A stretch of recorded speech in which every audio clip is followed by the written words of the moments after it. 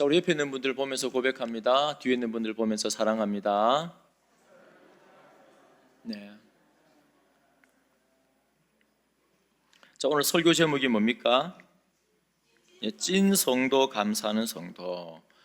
우리가 젊은 친구들하고 대화하다 보니까는 독특한 표현들이 많고 재미난 표현이 많은데, 이 찐이라는 표현이 굉장히 가슴에 와닿더라고요. 이 찐, 한 단어인데 막 이렇게 열정, 정말로 그러하다, 리얼하다, 뭐 여러 가지 의미가 있더라고요. 그래서 찐 텐션 그러면은 그냥 좋아하는 척하는 게 아니고 진짜 좋아하는 거고, 찐친 그러면은 가짜 친구가 아니라 내 속마음을 다 털어내도 괜찮은 정말 친구다. 이 한다는 찐이라는 속에 참 멋진 의미가 있더라고요. 그 말씀을 묵상하면서 오늘 말씀 내용이 그거 같아요. 감사하는 성도가 찐 성도다. 오늘 말씀을 통하여서 우리 성도님들 우리 자신을 돌아보고 감사가 넘치는 찐 성도가 되시기를 축원드립니다. 올해가 벌써 이제 절반 이상 지났잖아요. 절반이 지났는데 시간이 참 빠르지 않습니까?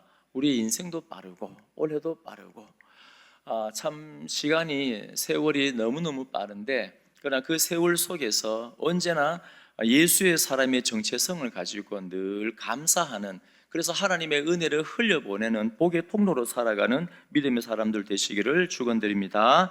골로새서 말씀에 보면은 1장 3절에 보면은 바울이 이렇게 고백합니다. 우리가 너희를 위하여 기도할 때마다 하나님 곧 우리 주 예수 그리스도의 아버지께 감사하노라. 이 데살로니가 교회처럼 바울은 이 골로새 교회를 생각할 때마다 너무 행복한 거예요. 예수님도 우리 고령 제1교를 생각할 때 참 행복했으면 좋겠습니다.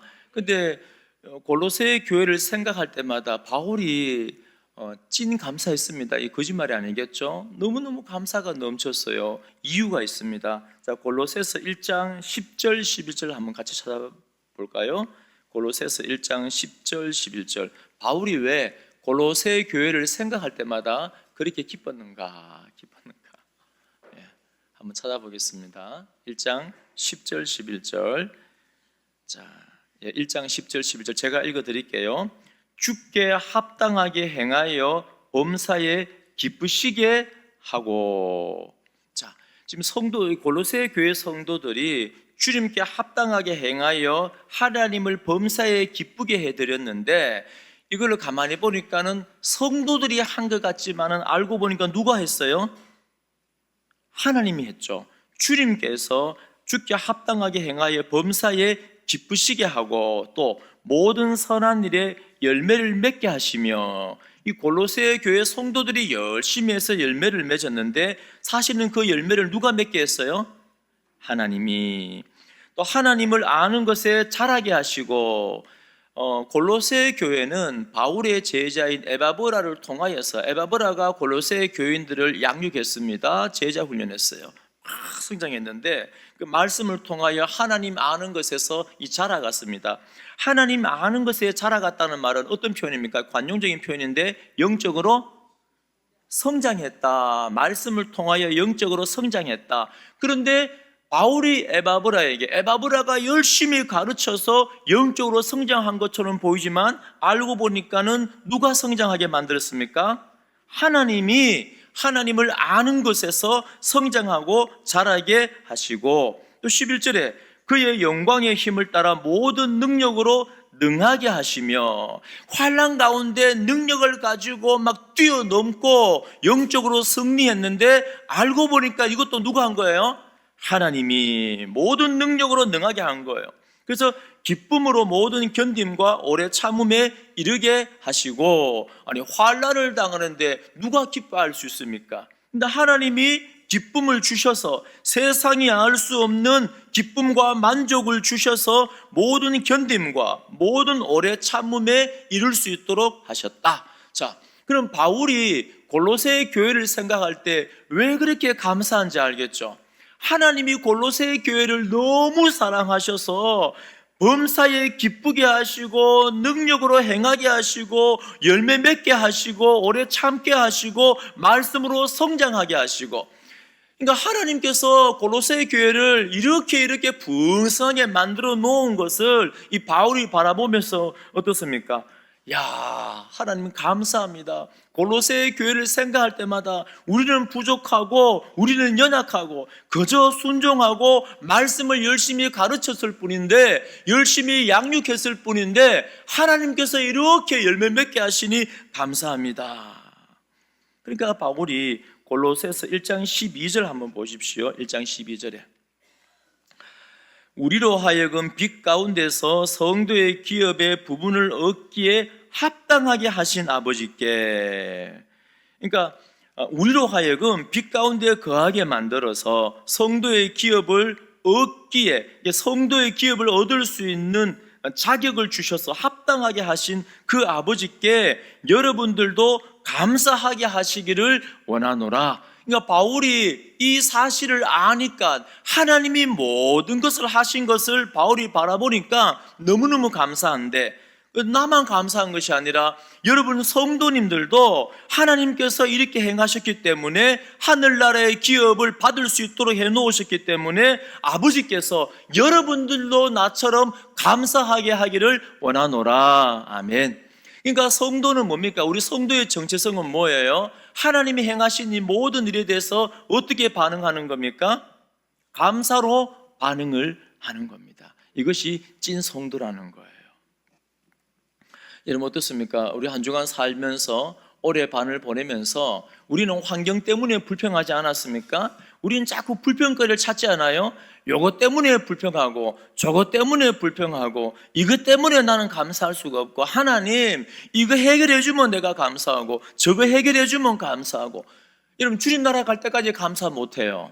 근데 골로새 교회는 뭐냐 하면은 어떤 환경 가운데 있든지 다른 것 때문이 아니라 하나님 때문에 감사한다. 여러분 하박국 선지자가 뭐라 말합니까? 하박국 선지자가 이제 바벨론이 쳐들어오잖아요. 우리는 모든 것 빼앗깁니다. 그런데 하박국은 뭐라 합니까? 하나님 수년 내에 부흥케 하소서. 부흥이 뭡니까? 부흥이라는 것은 하나님의 뜻대로 되어지는 거예요. 그 문맥상 뭐냐 하면 빨리 하나님 바벨론 쳐들어와서 하나님의 행하심을 행하소서. 그런데 우리는 외양간에 소도 빼앗기고 포도나무에 무화과나무에 모든 걸 다 빼앗긴다 할지라도 나는 하나님 한 분만으로 기뻐하겠습니다. 나는 하나님 한 분만으로 감사하겠습니다 라고 고백하는 거예요. 그러니까 성도는 뭐냐면은, 성도는 하나님이 내게 베푸신 그 은혜를 알아서 하나님이 모든 것을 행하시고 모든 것을 만들어 가시는 것을 알아서 환경을 뛰어넘어서 하나님 앞에 감사할 줄 아는 사람이 누구냐면은 성도라는 겁니다. 그래서 우리 모든 성도님들 감사를 회복하는 찐 성도가 꼭 되시기를 축원드립니다. 자, 그럼 오늘 본문에 돌아와서 그럼 3장의 내용이 뭐냐면, 앞에 내용이 뭐냐면은 옛사람과 새사람이 막 싸우는 거예요. 옛사람은 자꾸 어떻게 합니까? 옛 습관대로, 옛 습관이 뭡니까? 감사가 없잖아요. 막 끌고 가요. 근데 우리는 새 사람을 입었기 때문에 옛사람과 계속해서 싸워야 됩니다. 자, 그런데 15절 마지막에 한번 줄 거나 보십시오. 자, 볼펜을 들고 마지막에 너희는 또한 감사하는 자가 되라 한번 줄 거나 보십시오.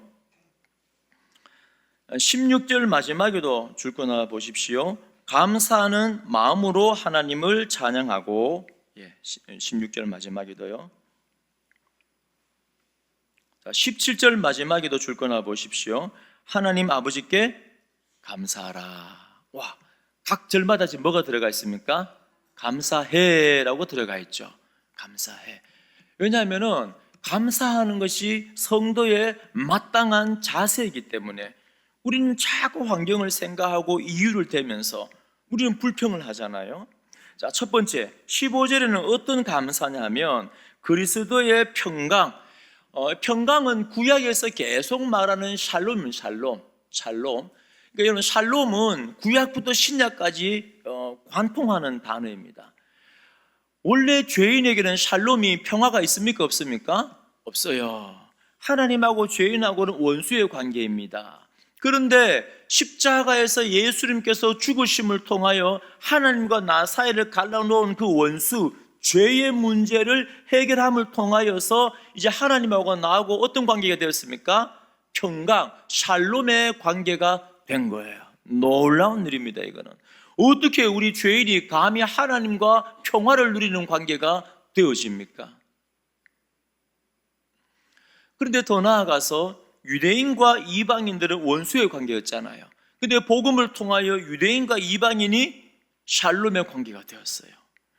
하늘과 땅이 샬롬의 관계가 된 겁니다. 그러니까 15절에서 이렇게 평강을 위하여서, 샬롬을 위하여서 우리는 한 몸이 되었으니까, 십자가 복음을 통하여 샬롬을 누리니까 하나님 앞에 감사하는 자가 되라 하고 명령을 하는 거예요. 여러분, 사탄 마귀는 어떻습니까? 사탄 마귀는 여러분 마음속에 깊은 곳에 한번 들어가 보십시오. 사탄 마귀는 평강을 깨뜨리잖아요. 자꾸 이간질 하잖아요. 자꾸 말을 만들잖아요. 근데요, 우리가 자꾸 영적으로 성장하면은 이 거짓말 하는 것도 더 교묘해져요. 자꾸 진짜 하는 그 감싸면서 막 부추겨요. 그래서 막 샬롬을 깨뜨리는 겁니다.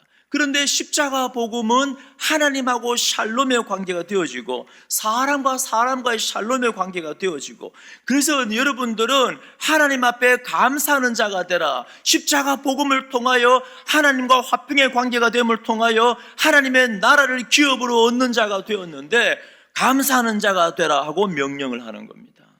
여기 계신 우리 모든 분들도 마찬가지입니다. 하나님의 나라를 기업으로 얻는 자 되었고, 샬롬을 우리에게 주셨는데 한 분도 빠짐없이 감사하는 자가 되시기를 축원드립니다.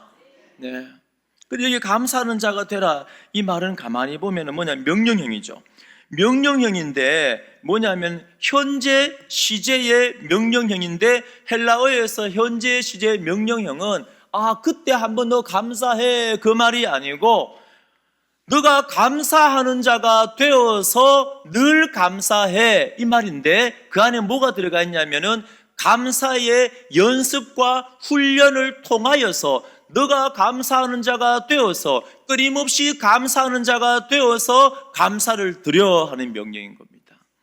그 뭘 알 수 있냐면은 우리가 15절을 통하여서 감사의 이 명령은 우리가 저절로 되어지는 거 아닙니다. 칭의, 우리가 하나님의 자녀됨, 속죄, 이것은 우리가 믿음을 통하여 우리에게 바로 이루어지는 것이지만, 그 다음부터는 뭡니까? 감사와 성화는 물론 하나님이 다 하시는 겁니다. 하나님이 그 마음을 주실 때 우리가 되어지는 거예요. 근데 되어진다는 그 상황 속에 들어가면은 우리의 끊임없는 연습과 훈련이 필요한 거예요. 여러분, 감사하십시오 하고 명령하는 것은 뭐냐면 연습과 훈련을 통하여서 감사하는 사람이 되십시오, 그 말입니다. 왜 그렇습니까? 앞에 본문에 옛사람과 새사람이 지금 막 싸우고 있는데, 우리의 옛사람은 어떤 사람이에요? 감사하는 사람이 아니고 불평하는 사람이거든요. 우리의 옛사람은 긍정적인 사람이 아니고 비난하는 사람이거든요. 그러니까 우리는 자꾸 불평거리를 찾아요. 없는 불평도 만듭니다. 없는 비난거리도 만들어요. 그리고 우리가 서로 상처를 받지 않습니까? 그러니까 옛사람을 가지고 있어서는 쉽지 않다는 거예요. 이미 습관화된 겁니다. 그런데 이제 예수를 믿게 되었으니까는 뭘 연습해야 돼요? 감사하는 연습을, 감사하는 훈련을 해야 되는 겁니다. 미국의 캔자스 시티에 한 200명이 모이는, 우리 교회하고 비슷한 것 같아요. 한 200명이 모이는 그런 자그마한 교회가 있었는데, 거기에 이제 웰 보엔이라는 이 목사님이 2006년도에 불평제로라는 이 프로젝트를 이제 시작을 한 거예요. 왜 했냐면은 이 목사님이, 웰 보엔 목사님이 가만히 보니까 이 본인 입으로 불평을 너무 많이 하더라는 겁니다. 근데 그때는 몰랐어요. 막 불평할 때는 몰랐는데 이 말씀을 보니까 끊임없이 감사하라는 거예요. 이 감사가 찐 성도의 자격, 찐 성도라는 것을 증명하는 거라는 거예요. 이 성도, 초대교회 성도들은 우리 개혁주의 역사들 쭉 보면은 많은 환난과 어려움 가운데서도 감사하고 기뻐하면서 그 환난들을 뛰어넘어요. 우리 이 땅을 살아가면서 죄로 오염되는 이 땅을 살아가면서 얼마나 불합리한 일들이 많이 일어납니까? 이해 안 되는 일들도 많고 억울한 일도 많고, 그러나 그 가운데서 성도는 어떻게 살아가냐 하면은 하나님이 그 상황 가운데서, 요즘 요한계시록 우리 묵상하고 있지 않습니까? 예수님을 표현할 때 참 여러 가지로 표현하는데 2장에서 예수님을 표현하고 3장, 4장의 7교회를 설명할 때마다 항상 예수님의 앞에서 설명한 예수님을 표현하는데, 어떤 예수님이냐면은 예수님은 불꽃 같은 눈으로 교회를, 성도를 바라보고 계시고, 예수님은 심판주로 항상 교회 가운데 함께하여서 우리 교회를 금촛대 사이를 거니시는 분이시다. 여러분 믿으십시오. 예수님은 멀리 계시지 않고 금촛대가 뭐였습니까? 영광스러운 교회, 7별이 뭐였습니까? 예수님 손에 오른손에 붙잡혀 있는 7별이 메신저, 영광스러운 전도자, 복음 전도자, 증인들. 그러니까 여러분들이 7별이고 여러분들이 금촛대인데, 예수님이 어디 계신다고? 심판주가 멀리 있는 것이 아니라 촛대 사이에 서 계시고 촛대 사이를 거닐고 계신다는 거예요. 그러니까 성도들은 어떤 상황 가운데 있든지 뭐 하는 사람입니까? 감사하는 사람인 거예요. 윌 보엔 목사님이 이걸 깨달은 거예요. 맞다. 내가 하나님 전능자가 있다고 하면서 왜 내가 불평하는가? 그래서 이제 불평제로 프로젝트를, 캠페인을 막 합니다. 하다가 미국에 쫙 퍼져가요. 그리고 오프라 윈프리 쇼에도 나오고, 그리고 투데이 쇼에도 나오고. 근데 이 프로그램은 전 세계 사람들이 다 보잖아요. 이제 전 세계에서 불평제로 감사해야 됩니다, 이 운동이 막 일어나는 거예요. 우리나라를 보니까, 우리 나중에 해요, 우리도요. 이게 이제 불평을 하면 어떻게 하냐면 여기다가 손목에 밴드를 매요. 근데 보통 사람이 습관이라는 게 3주간, 3달, 3년 이렇게 이제 습관을 만들어 가는데, 3주간 21일 동안 요만한 밴드를 탁 차요. 내 입에서 불평을 하면은 아차 하고 밴드를 빼서 반대로 옮겨요. 근데 21일 동안 한 번도 안 옮기면은 성공한 거예요. 근데 어떤 사람들은 한 6개월 만에 성공하는 분도 계시고, 어떤 분은 3년, 4년 걸리는 분도 계시고. 근데 그 훈련과 연습은 예수님의 명령입니다. 참 잘하시는 것 같아요. 그리고 우리나라를 보니까 서울에 소방 공무원들이 한 6, 70명 모여서 불평제로 이 캠페인을 하더라고요. 이제 교회에서 이 운동이 시작되어져서 사회로 흘러가는 거예요. 제주도 서귀포에는 그 노인분들이 60여 명 모여서 이 사회복지관에서 불평제로 캠페인하는 거예요. 너무 좋지 않습니까? 하나님 앞에 감사하고 살아가는 이 삶이, 이 긍정적인 삶이 교회를 통하여 세상에 막 흘러가잖아요. 얼마나 보기 좋습니까? 그런데 이 목사님이 그런 말씀하는 겁니다. 4단계가 있대요. 첫 번째는 아무런 의식이 없이 불평하는 단계. 왜냐하면 옛사람의 습관 따라, 그러니까 여러분 예수님 믿고 나면 습관이 바로 바뀌어요, 안 바뀌어요? 안 바뀌죠? 또 한 가지, 저절로 바뀌어요, 안 바뀌어요? 안 바뀌죠? 그러니까 말씀을 가르쳐서 지키게 훈련이 필요한 겁니다. 그러니까 처음에 불평할 때는 옛사람의 습관이 몸에 배어있기 때문에 아무 생각 없이 일단 불평을 먼저 하는 단계가 있답니다. 그런데 이제 말씀을 듣고 나면은 두 번째는 의식하면서 불평하는 단계가 있대요. 막 불평 딱 했는데 아차, 말씀에서 감사하라 했는데, 아이고야, 목사님이 이번 주에 설교 제목이 감사였는데, 인식하면서 불평하는 단계. 자, 세 번째는 뭐냐 하면은 인식을 하면서 불평하지 않는 단계. 막 불평을 하고 싶은데 입에서 나오기 전에 딱 이제는 깨우쳐지는 거예요. 네 번째 단계가 뭐냐면은 의식하지 않아도 감사하는 단계. 하나님 감사합니다. 일단 감사해놓고 보는 거예요. 왜요? 하나님이 살아계시니까. 뇌과학자가 그런 말을 합니다. 습관은 못 바꾼대요. 습관은. 절망적인 말이죠. 뇌과학자 말이. 왜냐하면 우리 속담에 뭐가 있으면 3살 버릇이 8까지 간다는 거는 무덤까지 간다는 말이에요. 습관은 바꾼다는 게 힘들어요. 지금 여러분이 갖고 계시는 이 성품들은 사실은 태어날 때부터 바로 가진 게 아니고 어릴 적에 형성된 습관입니다. 괴팍한 분도 계시고 온유한 분도 계시고 잠잠한 분도 계시고 열정 많은 분도 계시고 막 희한하면 여기 다 달라요. 다 달라요. 다 다른 이게 엄마 뱃속에 나올 때 생기는 게 아니고 어릴 적에 습관으로 형성이 되어버린 거예요. 고착화된 겁니다. 그 뇌과학자들은 습관은 못 바꾼다. 그럼 어떻게 하면 바꿀 수 있는가? 방법을 가르쳐주는데 그게 뭐냐면은 습관을 바꾸려고 노력해도 안 되는 거예요. 근데 그 나쁜 습관의 자리에다가 좋은 습관을 채우면 된대요. 네. 맞다. 불평하는 그 자리에다가 뭘로 채워요? 감사하는 마음을 채우면 되는 거예요. 감사하는 마음을요. 그래서 오늘 우리 15절 말씀처럼 사랑하는 우리 모든 성도님들 포기하지 말고 감사하는 자가 되라.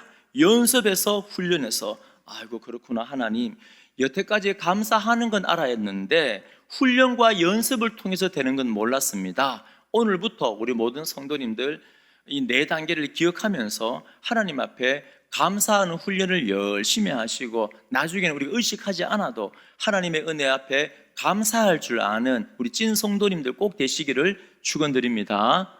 지금 한번 생각해 봐요. 내가 이번 한 주간에서 감사했는지.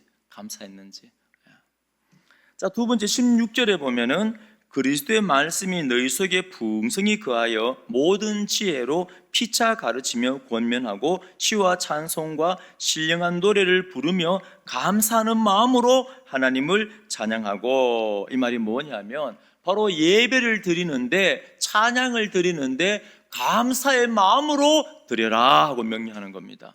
사실 그 당연한 건데 여러분 오늘 예배 드릴 때 어떤 마음으로 왔습니까? 하나님의 앞에 감사한 마음으로 왔습니까? 여러분 예배의 준비가 어떤 준비입니까? 감사의 준비입니다. 오늘도 말씀을 통하여서 하나님의 음성을 듣게 하시고 말씀을 통하여 내 인생의 길을 안내해 주시니 하나님 감사합니다. 감사한 마음으로 말씀을 듣는 거예요. 기도도 마찬가지입니다. 우리 장로님 대표 기도할 때 여러분 어떤 마음으로 기도합니까? 감사한 마음으로 함께 기도에 동참을 하는 겁니다. 왜 그렇습니까? 요한계시록에 보면은 우리가 막 기도할 때 낭만이 되고 기도할 때 우리가 재미가 없고 막 그런 마음을 드는 건 뭐냐면은 도대체 하나님이 내 기도를 들으실까? 뭐 어떨 때에는 뭐 내가 이 많은 사람들이 기도하는데 나 같은 사람이 기도를 하나님이 들으실까? 막 이런 마음들이 든단 말이에요. 그런데 요한계시록에 보면은 하나님이 어떤 분이십니까? 천사가 우리 성도님들의 기도를 다 받아서 하나님의 이 제단 앞에 보좌 앞에 올라가는 거예요. 그런데 어떤 대접이죠?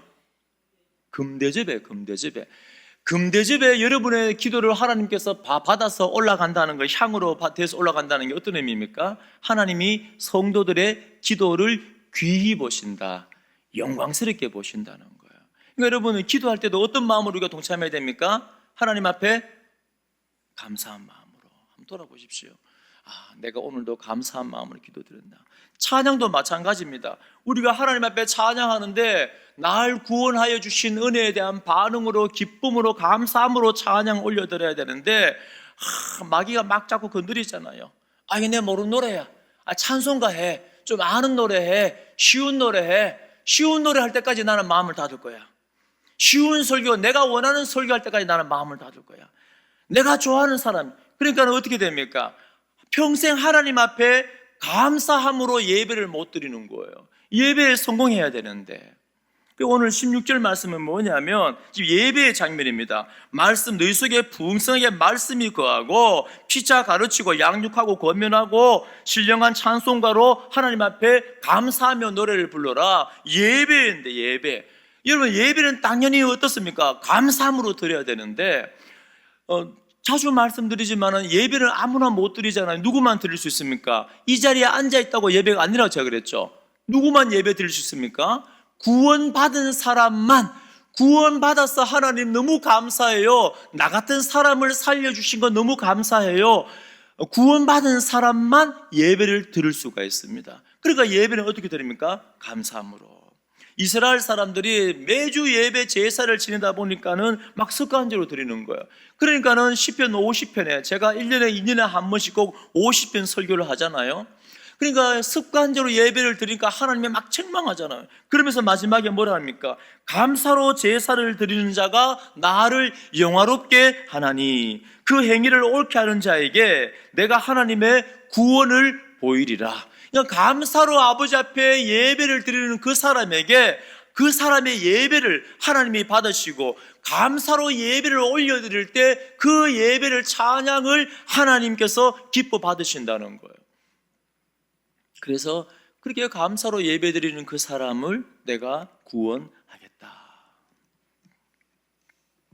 여러분, 예배의 주인공은 내가 아닙니다. 자꾸 나한테 초점 맞추면 안 돼요. 예배의 주인공은 하나님이십니다. 그래서 사랑하는 우리 모든 성도님들, 예배 드리기 전에 내 자신을 돌아보고 감사와 기쁨으로 하나님 앞에 찬양을 올려드리고 기도하고 말씀을 듣고 그렇게 영광스러운 예배를 드리시기를 축원드립니다. 17절의 감사는 어떤 감사냐면, 자 보십시오. 한번 동그라미 쳐 보십시오. 말에나 이래나. 자, 또 무엇을 하든지 말에나 이래나. 이게 무슨 말입니까? 말에나 이래나. 옆에다 적어 놓으십시오. 범사에, 범사에, 범사에. 그 어떤 말을 하든지 어떤 일을 하든지, 이런 사탄은 우리를 넘어뜨릴 때 간단합니다. 옛사람의 그 습관을 따라서 열심히 새벽 기도해. 근데 불평해, 비난해. 열심히 성경 말씀 배워. 이간질해. 열심히 봉사해. 불평해. 그럼 다 끝나는 거예요. 간단하죠. 사탄이 이 교회를 무너뜨릴 때 간단합니다. 감사를 없애면 돼요. 감사를 없애고 기쁨을 없애면 됩니다. 그러니까는 오늘 바울은 뭐라 말합니까? 범사에 우리 말에나 우리 일에나 말을 할 때, 일을 할 때는 다 누구의 이름으로? 예수의 이름으로 하고 그를 힘입어 하기 때문에 하나님 앞에 감사하라. 에베소서 5장 20절에 범사에 감사하라. 데살로니가 5장 18절에도 감사하라. 이렇게 감사가 회복되어질 때 우리의 믿음도 우리의 열정도 회복되어지는 줄로 믿으시기 바랍니다. 더 나아가서 우리의 영만 회복되는 게 아니에요. 미국의 인디애나 대학교에서 실험을 했습니다. 한 300~400명 두고 이쪽에는 상담만 하고 이쪽에는 감사의 일기와 편지를 쓰게 하고, 그리고 나서 이제 한참 한 3달 정도 지났습니다. 놀라운 일이 일어나요. 이게 이제 실험을 하니까, 감사에 대해서 실험을 하니까 우리가 영만 건강해지는 것이 아니고 육체도 건강해지는 거예요. 뇌기능도 활성화가 되죠. 심혈관 건강도 심혈관도 건강해지죠. 그리고 스트레스 수치도 낮아지죠. 면역력이 높아지고 수면의 질도 높아지고, 그리고 긍정적으로 이 적극적인 삶이 이 변화가 되어져요. 인간관계가 바뀌잖아요. 삶이 행복해지는 거예요. 그러니까 이 감사 하나를 훈련시켰더니만 안 믿는 사람들도 몸도 마음도 고쳐지는 거예요. 얼마나 좋습니까? 우리가 감사를 통하여 우리의 믿음도, 우리의 구원도 회복되어지고 우리의 건강도 회복되어지고. 이제 하나만 마치겠습니다. 누가복음 17장에 보면은 예수님께서 이제 예루살렘으로 가는데 갈릴리와 사마리아 그 지역 사이를 지나갑니다. 갈릴리와 사마리아 지역에. 근데 저기 멀리서 나병 환자 10명이서 막 소리를 질러요. 왜냐하면 그 당시에 나병 환자는 이 공동체 사람들 속에 가까이 올 수 없습니다. 그러니까 자기 얼굴을 가리고 부정하다 소리를 질러서, 나는 나병 환자이기 때문에 부정하니까는 내 곁에 오지 마세요. 왜냐하면 이 부정이 전염되거든요, 율법적으로. 그러니까 가까이 오지를 못하고 저기 멀리서 나병 환자 10명들이 막 소리 질러요. 예수님, 예수님, 우리를 불쌍히 여겨주세요. 예수님께서 우리를 만져주시면 고쳐준다는 그 믿음이 있었겠죠. 불쌍히 여겨주세요. 막 10명이 소리 지릅니다. 예수님께서 뭐라 하십니까? 너희 몸을 제사장에게 보이라. 이 제사장에게 보이라는 게 어떤 의미냐면, 이 구약 시대 때 나병 환자나 피부병 환자는 이 공동체 안에서 쫓겨납니다. 왜 쫓겨나야 되냐면은, 공동체, 이스라엘 공동체의 교회의 가장 강력한 힘은 순결입니다. 거룩이에요, 거룩. 사탄은 거룩을 훼손시키잖아요. 막 지금 요한계시록 보면은 이 지금 계속마다 교회 안에마다 뭐가 들어옵니까? 거짓 교사들이 들어와서 이세벨의 가르침을 통하여서 자꾸 분열시키잖아요. 그래서 이제 나병 환자들은 공동체에서 쫓겨나요. 피부병 환자들. 그런데 지금 그렇다는 말이 아니에요. 구약의 율법의 개념입니다. 이건 영적인 의미로 해석해야 돼요. 지금 병이 있으신 분들은 이렇게 그런다는 의미는 아니에요. 자, 그런데 병이 다 나오면은 바로 공동체 속에 못 들어오고 제사장에게 가서 몸을 보여야 됩니다.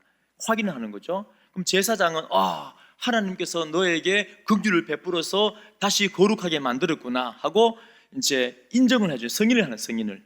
그러면 다시 공동체에 들어와요. 자, 그런데 오늘 예수님께서는 10명의 나병 환자들이 어떻게 말합니까? 바로 제사장에게 몸을 보이라. 거기 이제 뭐가 함축적으로 좀 들어가 있습니까? 병이 나았다. 이게 이미 들어가 있죠. 이게. 그러니까 이 10명의 이 나병 환자들은 믿음이 있었던 거죠. 왜요? 소리를 지르고 구원해달라고. 그리고 예수님의 말씀에 순종해서 제사장에게 갑니다. 가면서 자기들의 믿음대로 구원을 받은 거예요. 몸이 나은 거예요. 가다가 몸이 다 나아버렸어요. 얼마나 감사합니까? 그런데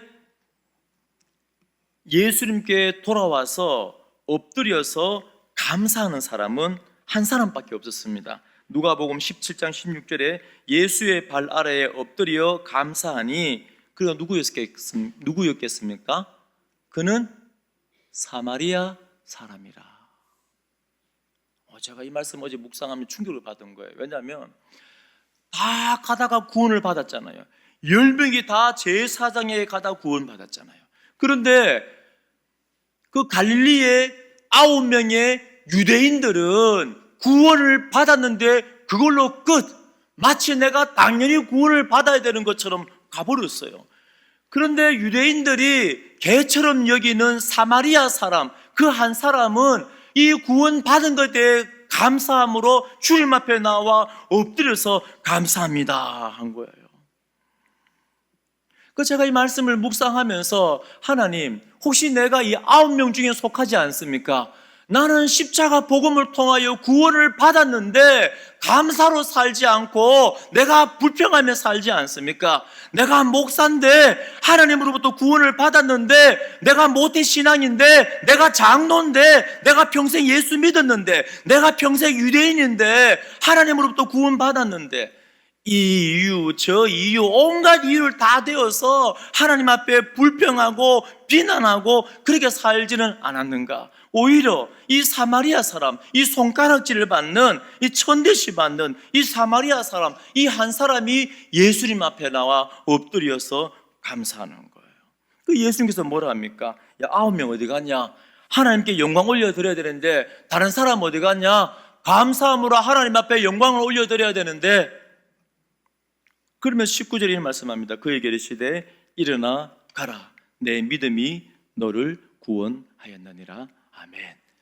네 몸만 구원받은 것이 아니고 네 영혼도 구원을 받았다. 사랑하는 우리 모든 성도님들, 오늘 말씀을 통하여서 아마 감사해야겠구나 이 인식으로 끝나지 마시고, 지금 내 안에 감사가 없다면은 감사는 불평의 습관 위에다가 채워야 돼요. 끊임없이 훈련해야 됩니다. 연습해야 됩니다. 그리하여서 감사의 일상, 감사의 예배, 감사의 훈련, 우리 모든 성도님들은 하나님의 은혜의 풍성함을 알고 감사할 줄 아는 참 성도, 찐 성도님들이 다 되시기를 축원드립니다. 다 함께 일어나 우리 거룩하신 하나님 찬양드리겠습니다.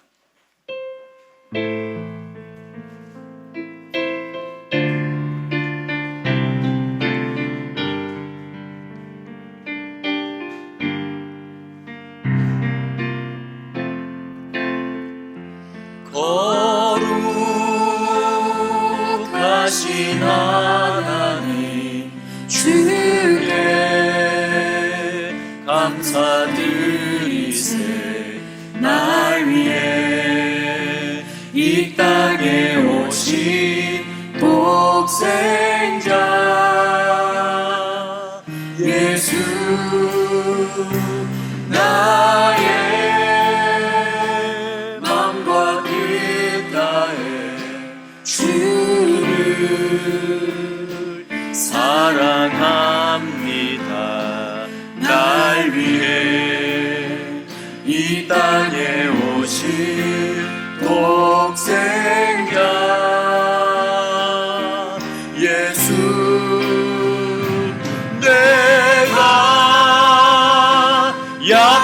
때 강함 주고 가난할 때 우리를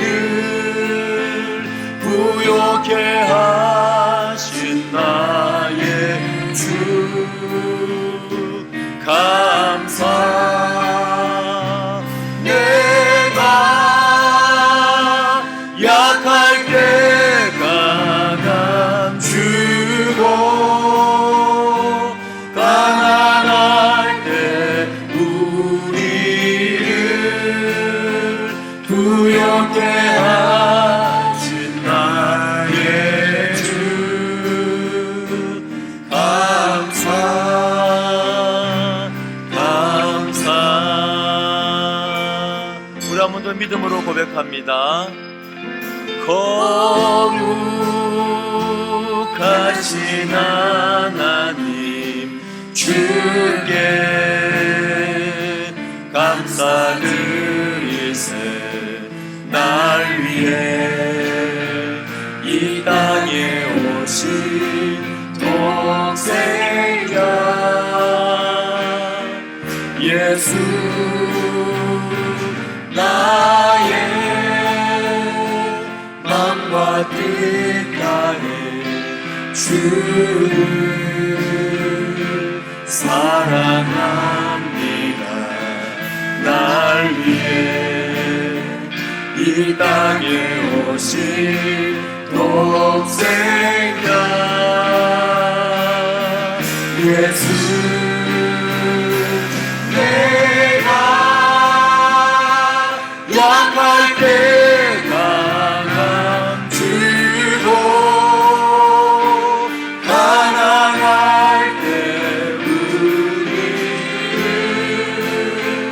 부욕해 하신 나의 주 감사. 내가 약할 때 강함 주